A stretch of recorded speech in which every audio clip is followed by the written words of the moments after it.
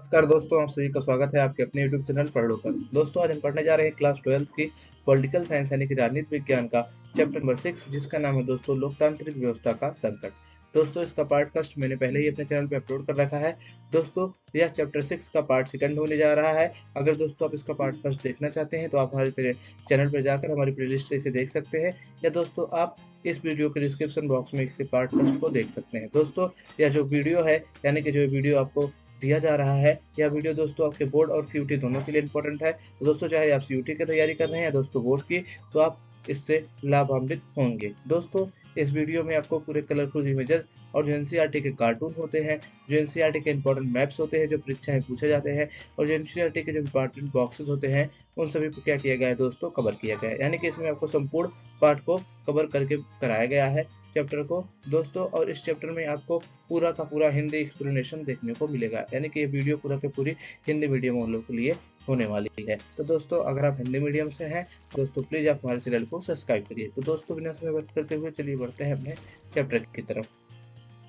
दोस्तों, इस वीडियो के पार्ट फर्स्ट में यानी कि चैप्टर 6 के पार्ट फर्स्ट में हमने यह देख लिया था कि आपातकाल के लगने के कारण क्या थे, आपातकाल क्यों लगा, और आपातकाल के लगाने के पीछे किन किन शक्तियों का हाथ था। दोस्तों, अब हम जानेंगे जो आपातकाल लगा उसका परिणाम क्या था, यानी कि आपातकाल के परिणाम और आपातकाल से हमें क्या सबक मिला, इसे ही हम इस वीडियो नंबर सेकंड में देखने जा रहे हैं। यानी कि इस पार्ट सेकंड में हम आपातकाल के परिणाम और आपातकाल के बाद जो भारतीय राजनीति थी उस पर क्या प्रभाव पड़ा, इसी को हम पढ़ेंगे। दोस्तों, चलिए बढ़ते हैं अपने चैप्टर की तरफ। दोस्तों, आपातकाल के परिणाम।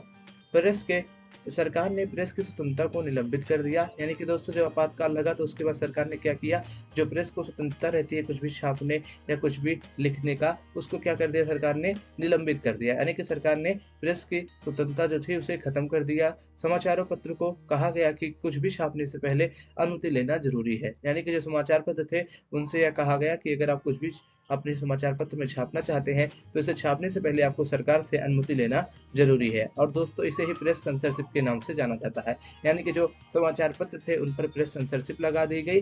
प्रेस सेंसरशिप के तहत क्या होता है दोस्तों, प्रेस सेंसरशिप के तहत जब भी कोई चीज अखबार वाला छापना चाहता है तो उसे सरकार से पूछना पड़ता है। इसे को बोलते हैं दोस्तों प्रेस सेंसरशिप। तो दोस्तों, जो आपातकाल का पहला परिणाम था दोस्तों यह था कि क्या किया गया, प्रेस सेंसरशिप लागू कर दी गई। दोस्तों, सामाजिक और सांप्रदायिक गड़बड़ी की आशंका के मद्देनजर सरकार ने राष्ट्रीय स्वयंसेवक संघ और जमाते इस्लामी पर प्रतिबंध लगा दिया। दोस्तों, सरकार ने क्या किया, जो देश के दो बड़े संगठन थे जैसे कि आरएसएस, जिसको हम शॉर्ट फॉर्म में बोलते हैं, जिसका फुल फॉर्म है राष्ट्रीय स्वयंसेवक संघ, और जमाते इस्लामी, दोस्तों इन पे क्या किया सरकार ने, दोस्तों इन पे सांप्रदायिक और सामाजिक गड़बड़ी के अंतर्गत आशंका व्यक्त करते हुए क्या किया, प्रतिबंध लगा दिया। दोस्तों, धरना प्रदर्शन और हड़तालों की भी अनुमति नहीं थी। यानी कि जब आपातकाल लागू हो गया तो धरना प्रदर्शन और जो धरना प्रदर्शन करते हैं, जो हड़ताल करते हैं, उसकी भी अनुमति अब हमें नहीं रह गई। यानी कि धरना प्रदर्शन और हड़ताल करना क्या हो गया, असंवैधानिक या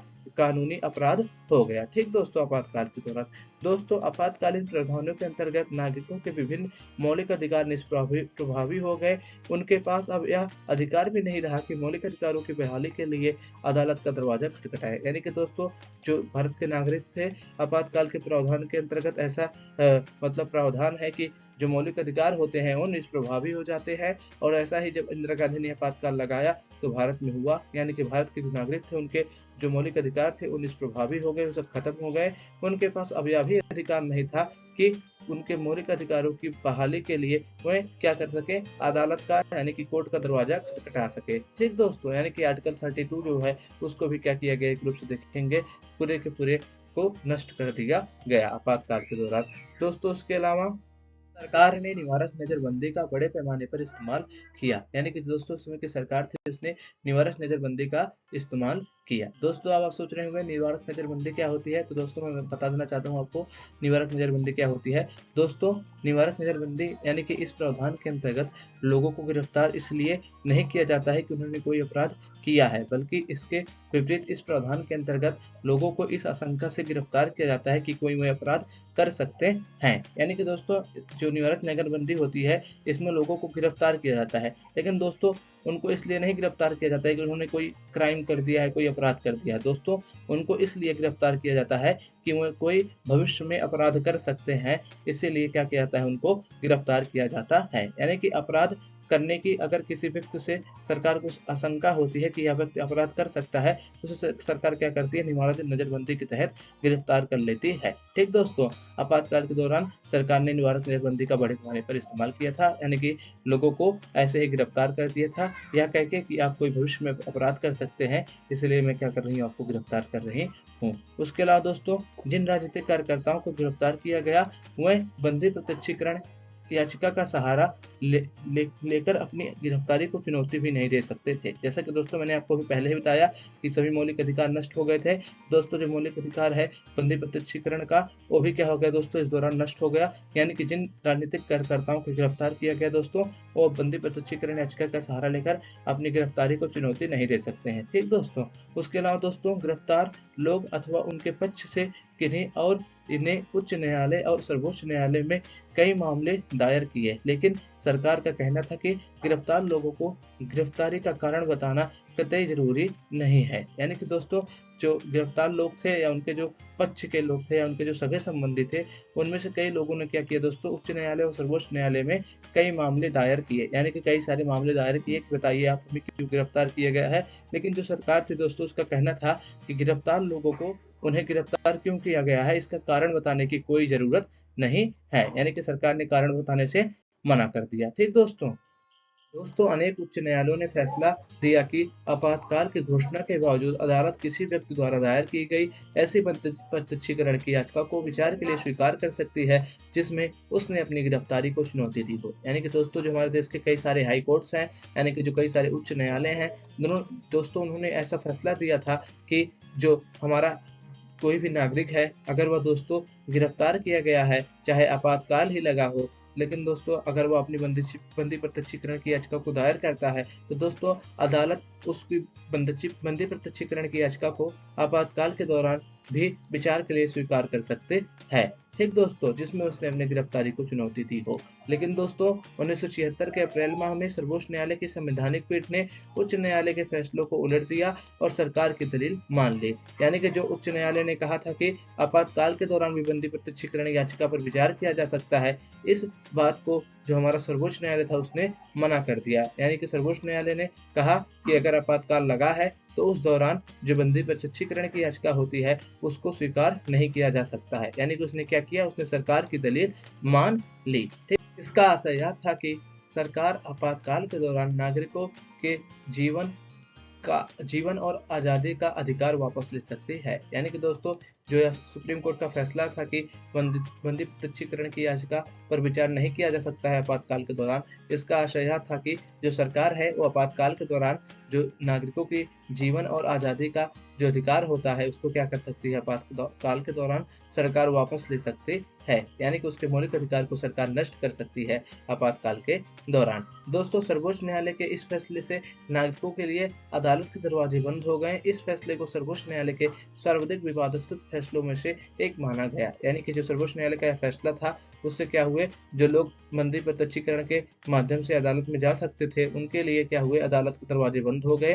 दोस्तों, इस फैसले को सर्वोच्च न्यायालय के सबसे विवादास्पद फैसलों में से एक माना जाता है। ठीक दोस्तों, आपातकाल में कई विरोध हुए, गिरफ्तारियों से बचे कार्यकर्ता भूमिगत होकर कई सरकारी विरोधी आंदोलनों में शामिल होने लगे। दोस्तों, आपातकाल की मुखालफत और प्रतिरोध की कई घटनाएं घटी। पहली लहर में जो राजनीतिक कार्यकर्ता गिरफ्तारी से बच गए, उन सभी ने क्या किया दोस्तों, उन सभी ने दोस्तों मतलब अंडरग्राउंड होकर कार्य करना चालू कर दिया। यानी कि दोस्तों, जो गिरफ्तारी होने से पहली बारी में बच गए, यानी कि जिन्हें पहली बारी में गिरफ्तार नहीं किया गया, वह सब क्या हो गए दोस्तों, गिरफ्तारी से बचने के लिए अंडरग्राउंड हो गए, भूमिगत हो गए और अंडरग्राउंड होकर अपना काम करने लगे।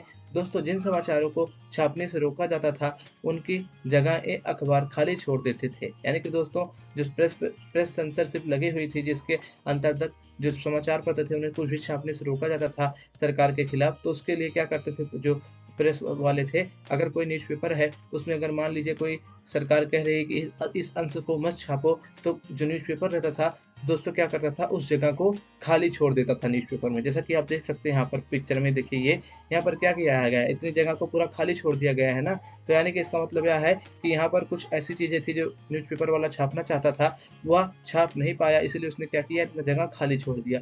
दोस्तों यहाँ भी विरोध व्यक्त करने का एक तरीका था, यानी कि न्यूज़पेपर वालों का विरोध व्यक्त करने का एक क्या तरीका था कि जिस चीज़ को छापे जाने से रोका जाता था, उसके लिए वो क्या करते थे, खाली जगह छोड़ देते थे, उसकी जगहों को छापते नहीं थे।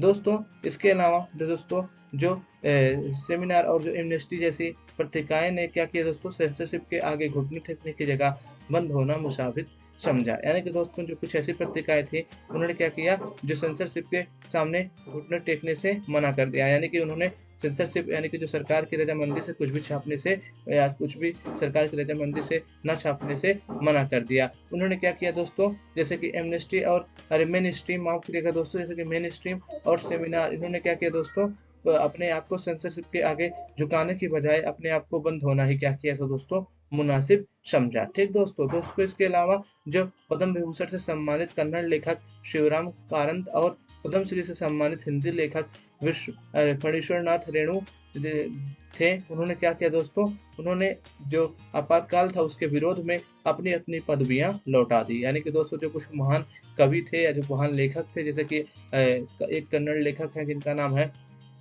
शिवराम कारांत, जो पद्म भूषण से सम्मानित हैं, और जो एक हिंदी लेखक है जिनका नाम है फणीश्वरनाथ रेणु, जिनके बारे में आपने पढ़ा भी होगा दोस्तों, जो पद्मश्री से सम्मानित हैं। इन्होंने क्या किया दोस्तों, अपनी जो पदवियां थी, यानी कि जो इनका मतलब पद था, जिन्हें सरकार द्वारा अवार्ड मिला था, जैसे कि पद्म भूषण का या पद्मश्री का, उसे क्या कर दिया दोस्तों, उन्होंने वापस कर दिया। जैसे कि आप यहाँ पर रेणु की फोटो देख सकते हैं, रेणु जी की फोटो यहाँ पर लगी है। तो उन्होंने क्या किया था, जब आपातकाल लगा था तो उसके प्रति अपना विरोध व्यक्त करने के लिए क्या किया था दोस्तों, अपनी जो पदवी थी उसे क्या किया था, उसे लौटा दिया था सरकार को वापस। दोस्तों जब हमारे देश में आपातकाल लागू था, उसी दौरान दोस्तों सरकार 42वां संविधान संशोधन लेकर आती है 1976 में, और उसके माध्यम से कई सारे परिवर्तन करती है। 1976 में जो 42वां संविधान संशोधन आया था दोस्तों, उसके माध्यम से क्या क्या परिवर्तन हुए थे, अब इसको हम जान लेते हैं।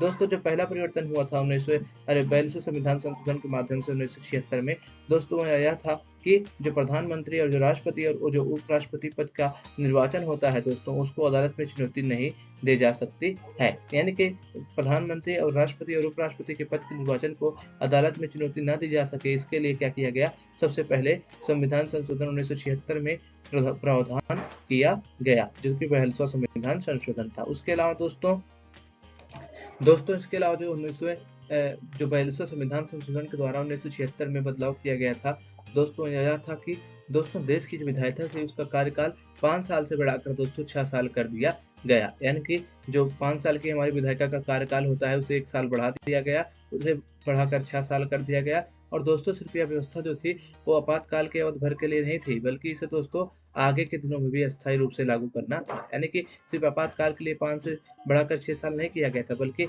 आने वाले भविष्य में भी क्या करना था दोस्तों, इसे अस्थायी रूप से लागू किया जाना था। दोस्तों इसके अलावा जो तीसरा बहुत महत्वपूर्ण बदलाव किया गया वो यह था, इसके अतिरिक्त अब आपातकाल के दौरान चुनाव को 1 साल के लिए स्थगित किया जा सकता था। इस तरह देखें तो 1971 के बाद अब चुनाव 1976 के बजाय 1978 में करवाए जा सकते थे। यानी कि दोस्तों जो आपातकाल का प्रावधान था उसके अंदर जो संविधान संशोधन किया गया 1942 में, उसमें दोस्तों एक प्रावधान यह भी किया गया कि अगर जो आपातकाल है वह लागू है तो उसके दौरान क्या हो सकता है, जो चुनाव है वो 1 साल के लिए स्थगित कर दिया जा सकता है। यानी कि अगर देश में आपातकाल है तो क्या किया जाएगा, जो चुनाव है उसे 1 साल के लिए टाल दिया जाएगा। यानी कि अगर देखें जो 1971 का जो हमारा चुनाव हुआ था, अगर उसका जो दोबारा चुनाव होता तो वो 1976 में होता, क्योंकि 5 साल कंप्लीट हो जाते। लेकिन दोस्तों हम सभी जानते हैं सरकार थी, उसने क्या किया था, 1 साल उसका कार्यकाल बढ़ा दिया था विधायिका का। तो यानी कि 1976 के बजाय क्या होता, अब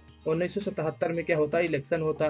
ठीक दोस्तों, लेकिन हम सभी एक चीज और जाने, जो एक और परिवर्तन किया गया था संविधान में, वह यह था कि 1 साल का जो कार्यकाल था, मतलब जो चुनाव था, अगर आपातकाल लागू है उसे क्या किया जा सकता था, 1 साल के लिए स्थगित किया जा सकता था। यानी कि 77 साल में अगर हम 1 साल और जोड़ दें तो क्या हो जाएगा, 78। यानी कि 1978 में क्या होता, जो 1971 का चुनाव हुआ था वो दोबारा होता। यानी कि इसका मतलब यह था दोस्तों, जो 1971 के बाद जो आम चुनाव था दोस्तों वो कब होता दोस्तों, वो 1976 के बदले 1978 में करवाया जा सकता था। ठीक दोस्तों और जो हमारे देश में आपातकाल लागू हुआ उससे हमें कुछ सबक भी मिले, वो सबक क्या थे उसे हम जान लेते हैं दोस्तों। एनसीईआरटी की हेडिंग को पढ़ते हैं डायरेक्ट टू डायरेक्ट। आपातकाल के सबक। दोस्तों आपातकाल का जो प्रथम सबक था दोस्तों यह था कि आपातकाल ने माफ करिएगा दोस्तों, अब फिर से बताता हूँ आपको। आपातकाल का दोस्तों प्रथम जो सबक था यह था दोस्तों, आपातकाल से एक बार भारतीय लोकतंत्र की ताकत और कमजोरियां उजागर हो गई। यानी कि दोस्तों जो आपातकाल था जब वो लागू हुआ तो इससे पता चल गया कि हमारा जो भारतीय लोकतंत्र है उसमें क्या क्या कमजोरियां हैं और क्या क्या उसकी ताकतें हैं। जैसा कि हम सभी जान गए जो आपातकाल था उस दौरान हमें पता चल गया कि जो हमारी कमजोरी है यह है कि आपातकाल के दौरान जो सरकार है उसे बहुत ज़्यादा शक्ति मिल जाती है। तो जो हमारी कमजोरी थी हमारी लोकतांत्रिक सरकार की यह उजागर हो गई। ठीक दोस्तों इसके अलावा हालांकि आपातकाल में भारत की पूरी तरह लोकतंत्र नहीं रहा, फिर भी कुछ ही दिनों में लोकतंत्र लौट आया। यह दिखाता है कि भारत से लोकतंत्र को हटाना मुश्किल है। यानी कि दोस्तों जो आपातकाल था देखते हैं हम उस दौरान क्या हुआ, लोकतंत्र पूरी तरह नहीं रहा था, यानी कि एक रूप से लोकतंत्र उस समय खत्म ही हो गया था। लेकिन दोस्तों हम देखते हैं फिर कुछ समय बाद क्या होता है दोस्तों, लोकतंत्र लौट आता है, यानी कि जो डेमोक्रेसी होती है वो फिर से आ जाती है। दोस्तों यह दिखाता है कि भारत में लोकतंत्र को हटा पाना मुश्किल है। यानी कि जो पहला सबक था हमें यह मिला कि जो हमारी आपातकाल के दौरान जो हमारी ताकतें और जो कमजोरियां थी भारतीय लोकतंत्र थी वो हमें पता चल गई। और जो दूसरा पॉइंट था यह था दोस्तों कि जो भारत है उसमें लोकतंत्र को हटा पाना क्या है, बहुत ही मुश्किल है। दोस्तों जो आपातकाल से हमें अन्य सबक मिला और यह था दोस्तों जो आपातकाल से संविधान में वर्णित आपातकाल के प्रावधान थे दोस्तों उसके कुछ अर्थगत उलझाव भी प्रकट हुए जिन्हें बाद में सुधार लिया गया। यानी कि जो आपातकाल के कुछ अर्थगत उलझाव थे संविधान में वो भी क्या हुए, आपातकाल के दौरान प्रकट हुए और उन्हें भी क्या किया गया दोस्तों, सुधार लिया गया। यह दोस्तों हमारा एक रूप से दूसरा सबक था जो हमने आपातकाल से सीखा। दोस्तों अब आपातकाल अंदरूनी आपातकाल सिर्फ सशस्त्र विद्रोह की स्थिति में लगाया जा सकता है। यानी कि दोस्तों जो अंदरूनी आपातकाल होता है उसे दोस्तों अब आपातकाल लगने के बाद क्या हुआ, नियम बना दिया गया कि अंदरूनी आपातकाल कभी लगेगा जब देश में सशस्त्र विद्रोह हो गया हो। यानी कि आंतरिक गड़बड़ी की आशंका पर जो पहले इंदिरा गांधी ने आपातकाल लगाया था उस प्रावधान को अब नष्ट कर दिया गया। अब सिर्फ सशस्त्र विद्रोह के दौरान ही जो अंदरूनी आपातकाल होता है उसे लगाया जा सकता है। उसके अलावा हमें यह सबक मिला दोस्तों, इसके लिए यह भी जरूरी है कि आपातकाल की घोषणा की सलाह मंत्रिमंडल राष्ट्रपति को लिखित रूप में दे। दोस्तों हमने जाना ना कि जो हमारा आपातकाल था उस आपातकाल को घोषित प्रधानमंत्री ने खुद ही कर दिया था बिना कैबिनेट मंत्री को सूचित किए हुए या बिना कैबिनेट मंत्रालय को सूचित किए हुए। दोस्तों इसके अलावा हमें यह सबक मिला कि आपातकाल की घोषणा की सलाह मंत्रिमंडल राष्ट्रपति को लिखित में दे, यानी कि मंत्रिमंडल को भी क्या किया जाए, सूचित किया जाए आपातकाल के बारे में। दोस्तों जो तीसरा सबक था वो यह था दोस्तों, आपातकाल से हर कोई नागरिक अधिकारों के प्रति ज्यादा सचेत हुआ। आपातकाल की समाप्ति के बाद अदालतों ने व्यक्तियों के नागरिक अधिकारों की रक्षा में सक्रिय भूमिका निभाई। दोस्तों हम सभी जानते हैं ना जो आपातकाल था उसमें हमें अपने नागरिक अधिकारों का क्या हुआ, ध्यान हुआ, हमें अपने नागरिक अधिकारों के प्रति चेतना बढ़ी, यानी कि सभी लोग अपने अधिकारों के प्रति ज्यादा सचेत हुए। और जो दोस्तों अदालत थे उसने आपातकाल के दौरान व्यक्तियों के अधिकारों की यानी कि नागरिकों के अधिकारों की रक्षा करने में असमर्थता प्रकट की थी। लेकिन दोस्तों आपातकाल की समाप्ति के बाद अदालतों ने भी व्यक्तियों के अधिकारों यानी कि नागरिकों के अधिकारों की रक्षा में सक्रिय भूमिका निभाई।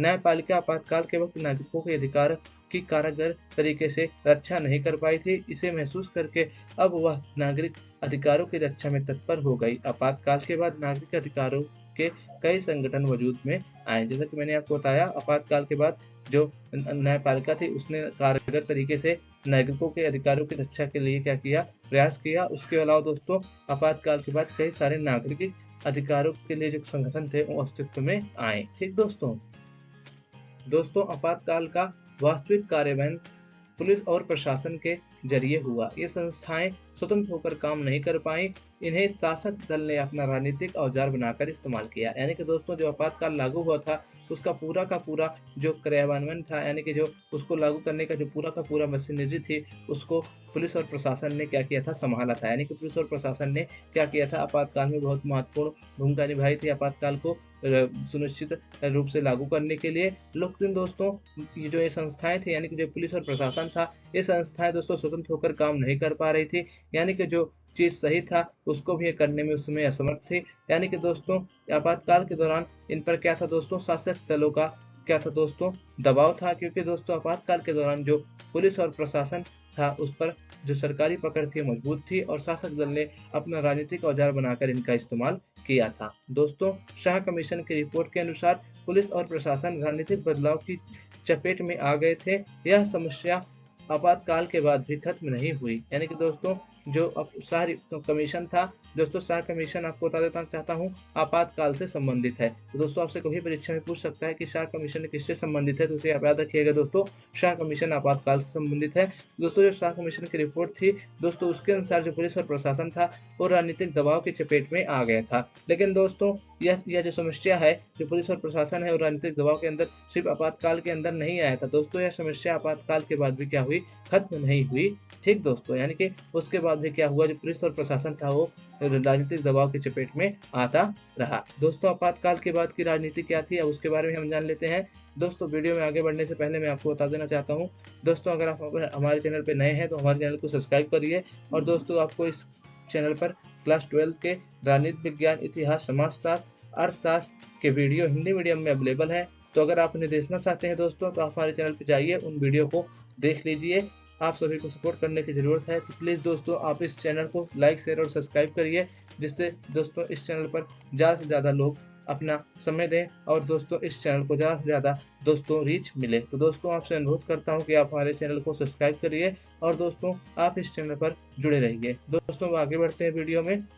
दोस्तों आपातकाल के बाद की राजनीति, यानी कि आपातकाल के बाद भारत की राजनीति में क्या बदलाव आया, इसी को हम जानेंगे दोस्तों जैसे ही आपातकाल खत्म हुआ, 1977 के चुनाव ने यह सबक दिया कि जनता आपातकाल के खिलाफ थी, खासकर उत्तर भारत में लोकतंत्र बचाओ के नारे पर विपक्ष जीता। दोस्तों जैसा कि जानते हैं हम सभी लोग, जैसे ही आपातकाल 1977 में खत्म होता है और जैसे ही 1977 के चुनाव होते हैं, उसमें दोस्तों जो जनता थी उसने क्या किया दोस्तों, आपातकाल के खिलाफ क्या किया दोस्तों, अपना मतदान किया। और दोस्तों उसने जो आपातकाल के खिलाफ अपना मतदान करते हुए उसने जो विरोधी पार्टियां थी कांग्रेस की, यानी कि जो विपक्षी दल था कांग्रेस का, उसको जिताया। दोस्तों जो विपक्ष था उसने लोकतंत्र बचाओ के नारे के तहत जीत हासिल की। यानी कि दोस्तों 1977 के चुनाव में आपातकाल के बाद जो इंदिरा गांधी की पार्टी कांग्रेस थी उसको भारी हार का सामना करना पड़ा और जो विपक्ष था वो लोकतंत्र बचाओ के नारे पर चुनाव लड़ा और अपना चुनाव जीता। दोस्तों जिन सरकारों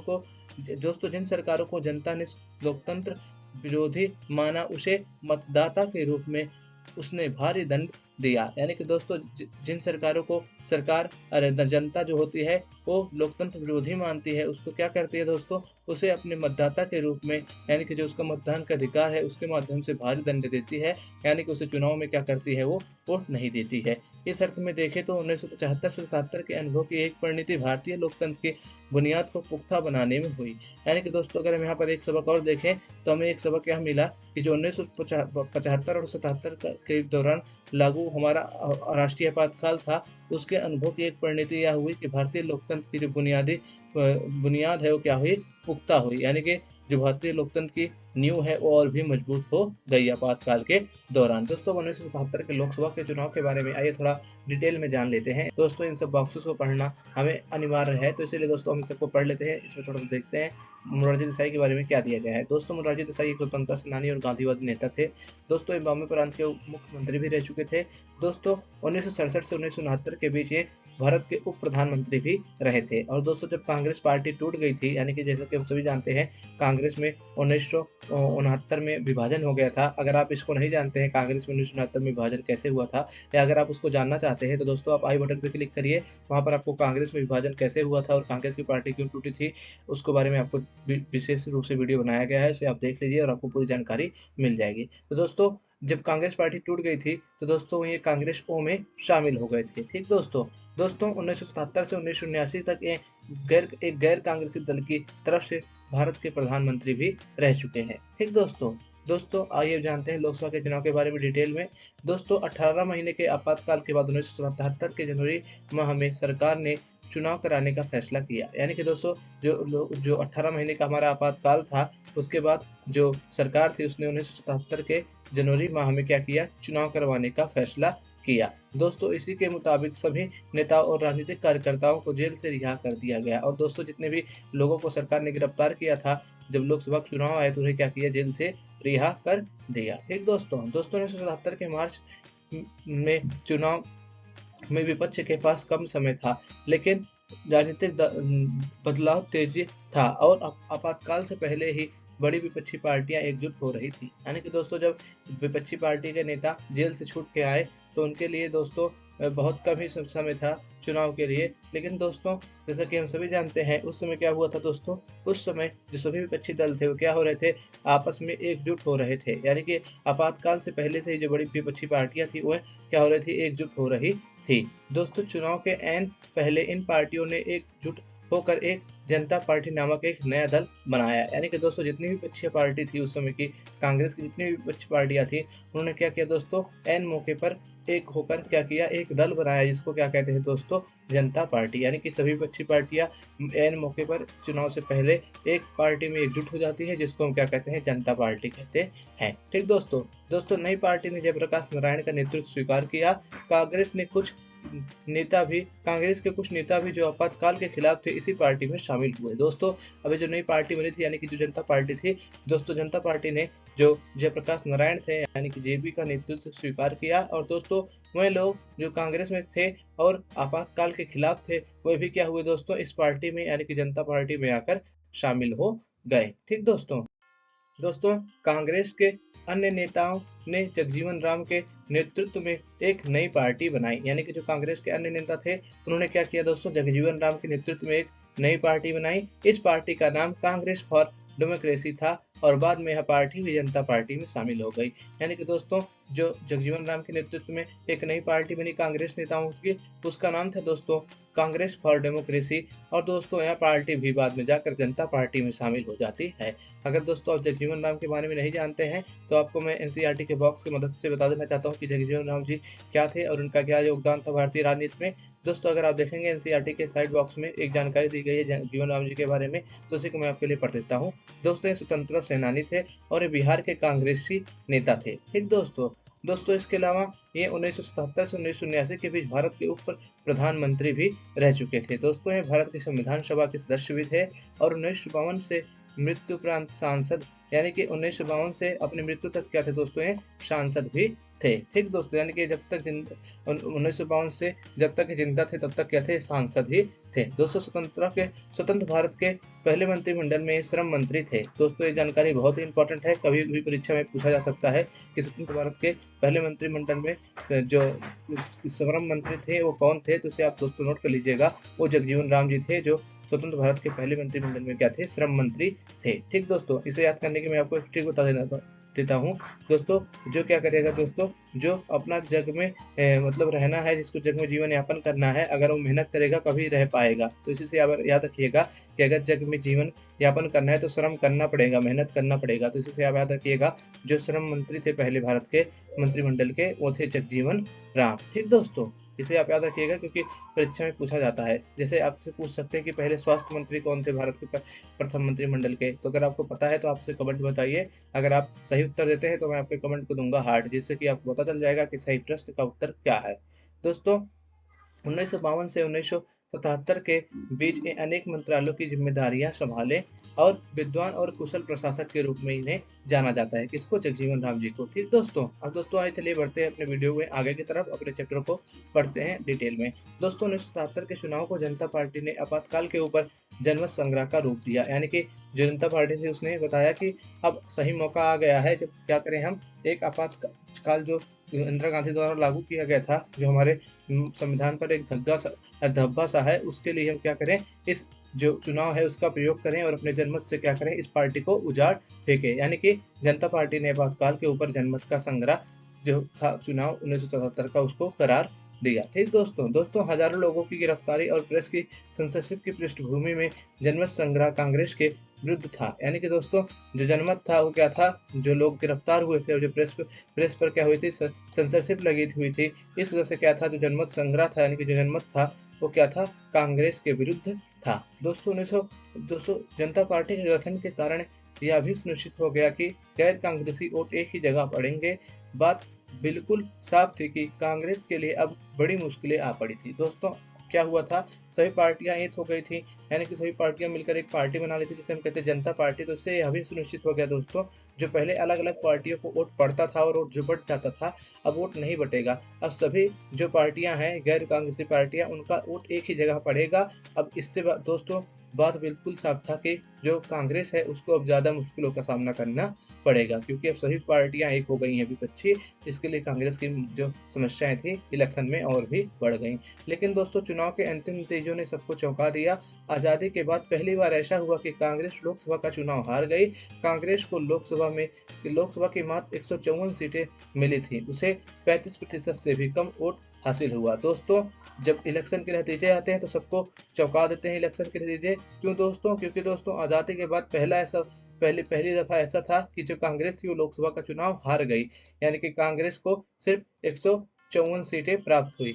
लोकसभा में कांग्रेस को 154 सीटें प्राप्त हुई और उसे सिर्फ एक 35% क्या हुआ वोट मिला, यानी कि उसे सिर्फ 35% वोट मिला और 154 सीटें लोकसभा में प्राप्त हुई। इससे क्या हुआ दोस्तों, जो इंदिरा गांधी की पार्टी कांग्रेस थी इस बार का लोकसभा चुनाव यानी कि 1977 का लोकसभा चुनाव हार गई।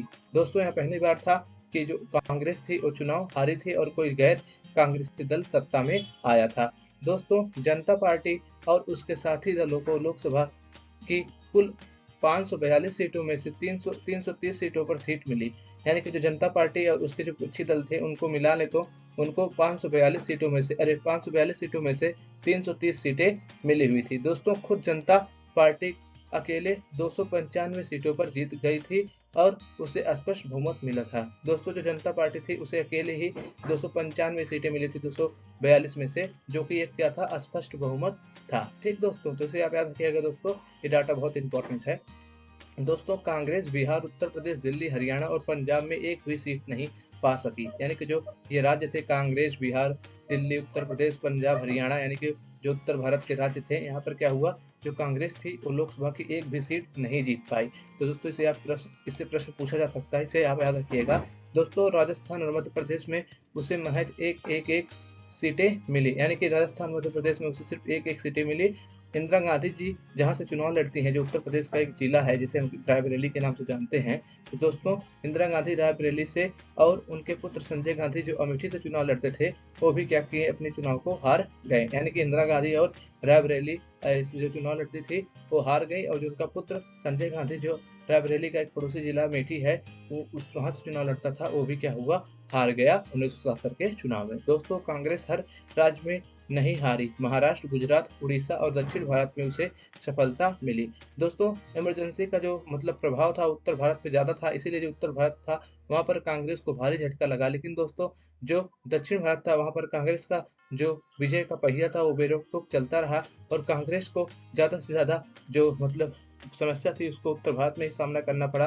और कुछ ऐसे राज्य थे जहां पर कांग्रेस नहीं भी हारी थी, जैसे कि महाराष्ट्र, गुजरात, उड़ीसा और दक्षिण भारत के जो राज्य थे वहां पर कांग्रेस को सफलता मिली थी। दोस्तों आप देखेंगे तो यहाँ पर एक कार्टून दिया गया है, जिसमें देखेंगे दोस्तों यहाँ पर एक आदमी गिरा हुआ है, उसके ऊपर कांग्रेस लिखा है, और उसके पीछे देखेंगे आप दोस्तों कुछ नेता खड़े हुए हैं। अगर आप इसमें पहचानना चाहें तो पहचान भी सकते हैं। यहाँ पर अटल बिहारी वाजपेयी है, जगजीवन राम है, चौधरी चरण सिंह है और कई सारे नेता हैं जो यहाँ पर पीछे खड़े हुए हैं। तो दोस्तों इस कार्टून का क्या अर्थ है इसको मैं आपको बता देता हूँ। दोस्तों देखिए कि कार्टूनिस्ट ने 1977 के चुनाव में हारने और जीतने वालों को किस तरह दिखाया है। आम आदमी के साथ खड़े हुए लोगों में जगजीवन राम, मोरारजी देसाई, चौधरी चरण सिंह और अटल बिहारी वाजपेयी को दिखाया गया है। यानी कि दोस्तों सिंपली इसमें जो मतलब कार्टूनिस्ट है वो दिखाया है कि जो सरकार थी उसने इमरजेंसी का सहारा लिया था। मीशा जो मतलब होता है, जो बहुत सारे कानून होते हैं उसके खिलाफ क्या किया था, लोगों की निवारक नजरबंदी की थी, और का मतलब सरकारी मशीनरी और सरकारी जो मतलब पद होते हैं उसका गलत उपयोग किया था। इसलिए क्या किया, जो जनता थी उसे चुनाव उसने हरा दिया। और अगर आप यहाँ पर देखेंगे तो जो नेता है जैसे कि चौधरी चरण सिंह, जिनको आप यहाँ पर ये देखिए, ये चौधरी चरण सिंह है जिनको आप यहाँ पर देख सकते हैं, अटल बिहारी वाजपेयी को देख सकते हैं, और जो मोरारजी देसाई है उनको देख सकते हैं, और जो मतलब क्या है, जो हमारे एक नेता थे जिनका नाम है जगजीवन राम जी, उनको भी आप यहाँ पर देख सकते हैं। यानी कि विपक्षी नेताओं के रूप में यहाँ पर चौधरी चरण सिंह, मोरारजी देसाई और अटल बिहारी वाजपेयी और जगजीवन राम को दिखाया गया है। ठीक दोस्तों उत्तर भारत में राजनीतिक प्रतिद्वंद्विता की प्रकृति में दूरगामी बदलाव आए थे। यानी कि जो उत्तर भारत की राजनीतिक प्रतिद्वंद्विता थी उसमें बहुत सारे बदलाव आए। 1977 के चुनाव के बाद उत्तर भारत का मध्यम वर्ग कांग्रेस से दूर जाने लगा और मध्यम वर्ग के कई तबके जनता पार्टी को एक मंच के रूप में पाकर इससे आ जुड़े। अब दोस्तों जो उत्तर भारत था, यानी कि जैसे कि मोस्टली हरियाणा, पंजाब, उत्तर प्रदेश, बिहार, दिल्ली, ये सब के जो राज्य थे दोस्तों, इन सब के राज्य के जो लोग थे दोस्तों, अब वह सब कांग्रेस से दूर जाने लगे। यानी कि यहाँ की जनता अब कांग्रेस से दूर होने लगी, जो मध्यम वर्ग था यहाँ का। और दोस्तों अब उत्तर भारत का मध्यम वर्ग कांग्रेस के दूर जाकर क्या हुआ, जो जनता पार्टी था उससे क्या हुआ, जुड़ गया। यानी कि कांग्रेस का दामन छोड़कर मध्यम वर्ग क्या हुआ, अब जनता पार्टी के साथ क्या हुआ, आ जुड़ा। दोस्तों अब जनता सरकार क्या थी और कौन इसको प्रधानमंत्री बना और इस सरकार कैसे चली, इसके बारे में हम दोस्तों आगे पढ़ेंगे। दोस्तों यहाँ पर एक तस्वीर दी गई है, अगर आप देखेंगे, देखिए दोस्तों, ये जनता सरकार का ही है, जनता पार्टी सरकार का ही है। तो दोस्तों इसमें कौन कौन लोग हैं आप जान सकते हैं। जैसे कि इस चित्र में आप देखेंगे तो जयप्रकाश नारायण को दर्शाया गया है, कृपलानी को दर्शाया गया है। उसके अलावा आप देखेंगे तो दोस्तों मोरारजी देसाई जी को दर्शाया गया है, अटल बिहारी जी भी हैं इस पिक्चर में। यानी कि इस पिक्चर में बहुत लोगों को दिखाया गया है। तो ऐसे ही पिक्चर एनसीईआरटी में दे रखी थी तो मैंने ऐसे ही लगा दिया।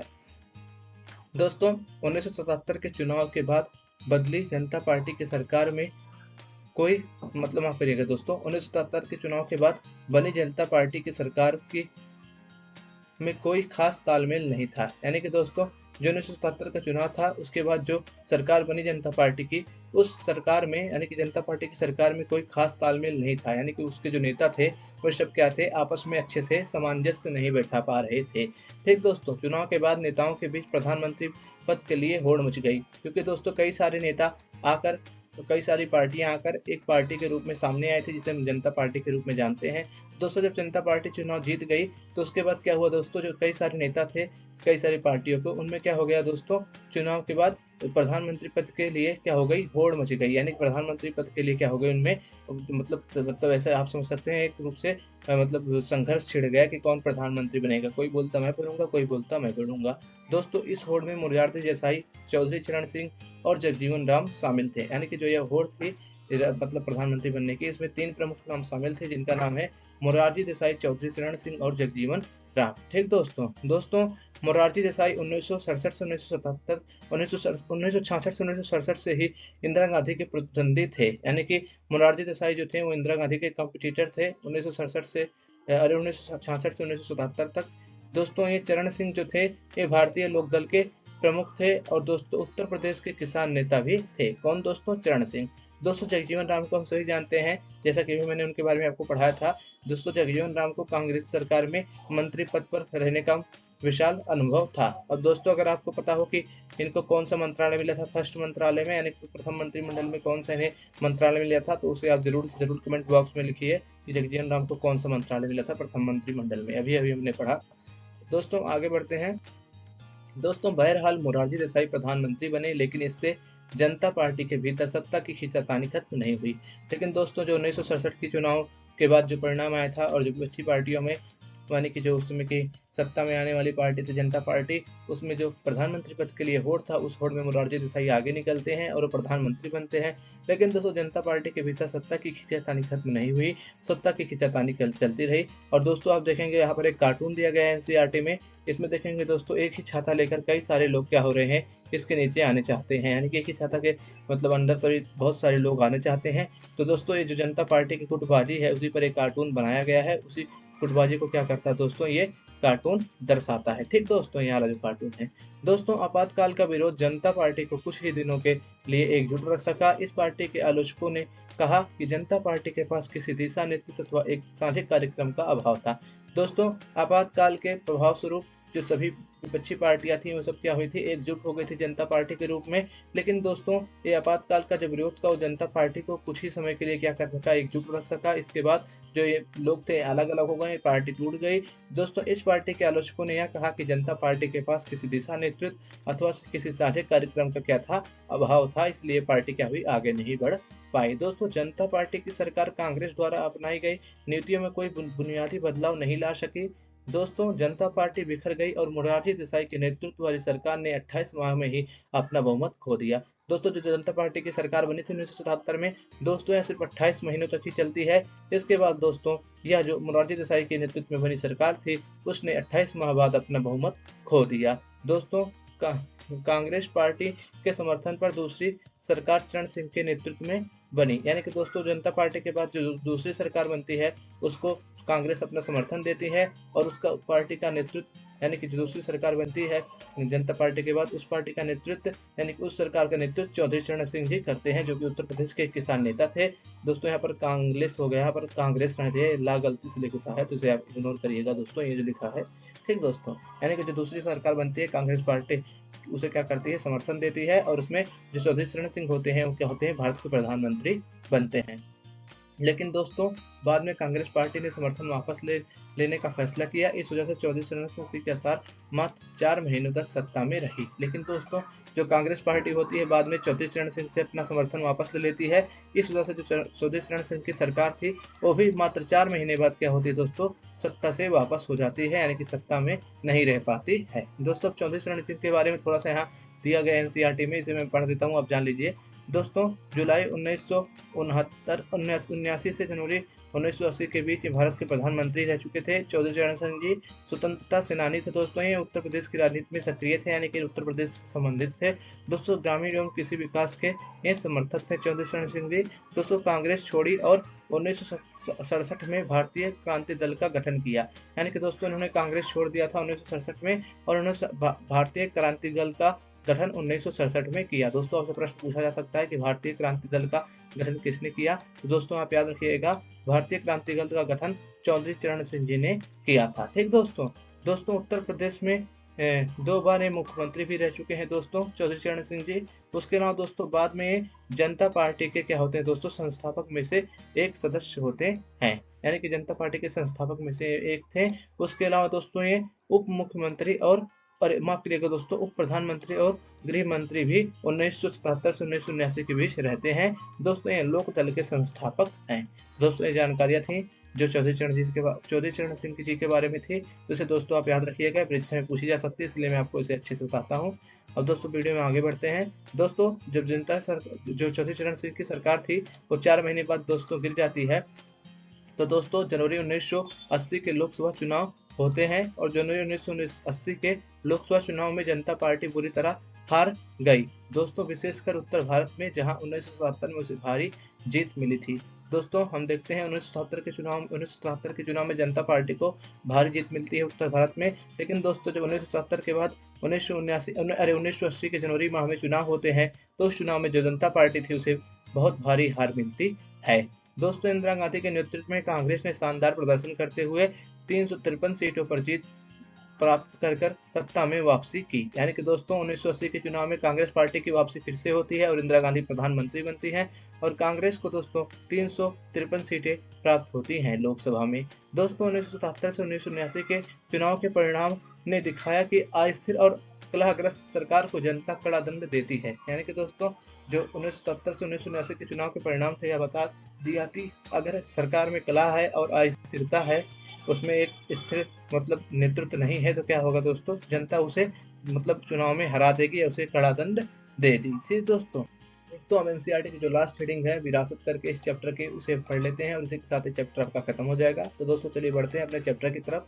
दोस्तों 1970 और 1977 और 1980 के चुनाव के बीच दलगत प्रणाली में नाटकीय बदलाव आए। 1969 के बाद से कांग्रेस का सबको समाहित करके चलने वाला स्वभाव बदलना शुरू हुआ, यानी कि दोस्तों जो कांग्रेस का स्वभाव था सबको समाहित करके चलना, सबको एक साथ लेकर चलना, वो 1977 और 1980 के चुनाव के बाद बदलती हुई दलगत नाटकीय प्रणाली के बाद क्या हुआ, बदलना चालू हो गया। और जो इसका स्वभाव था वो 1969 के बाद ही क्या हो गया, जो सबको समेट कर चलने वाला स्वभाव था वो बदलना चालू हो गया। दोस्तों 1969 से पहले कांग्रेस विविध विचारधारात्मक गतिविधि के नेताओं और कार्यकर्ताओं को एक में समेट कर चलती थी। दोस्तों 1969 से कुछ से पहले आप देखेंगे जो कांग्रेस थे उसमें विभिन्न प्रकार के विचारधाराओं के नेता थे और विभिन्न प्रकार की सोच रखने वाले नेता और कार्यकर्ता उसमें शामिल थे और कांग्रेस पार्टी सबको समेट कर चलती थी।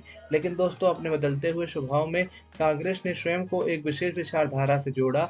उसने अपने आप को देश की एकमात्र समाजवादी और गरीबों की हिमायती पार्टी बताना शुरू किया। लेकिन दोस्तों समय बदलने के साथ साथ ही कांग्रेस पार्टी ने अपने आप को एक विशेष विचारधारा से जोड़ लिया। उसने दोस्तों अपने आप को एक समाजवादी पार्टी के रूप में पेश किया, यानी कि एकमात्र समाजवादी और गरीबों की हिमायती पार्टी के रूप में उसने अपने आप को बताना शुरू कर दिया। दोस्तों 1977 के दशक के शुरुआती सालों में कांग्रेस की सफलता एक नेता यानी इंदिरा गांधी की लोकप्रियता और सामाजिक विचारधारात्मक विभाजन पर निर्भर रही। यानी कि दोस्तों 1970 के दशक की शुरुआत के सालों से ही जो कांग्रेस की जो मतलब पूरी की पूरी मतलब जीत थी या जो पूरी का पूरा उसका लोकप्रियता थी वो एक नेता पर टिक गई।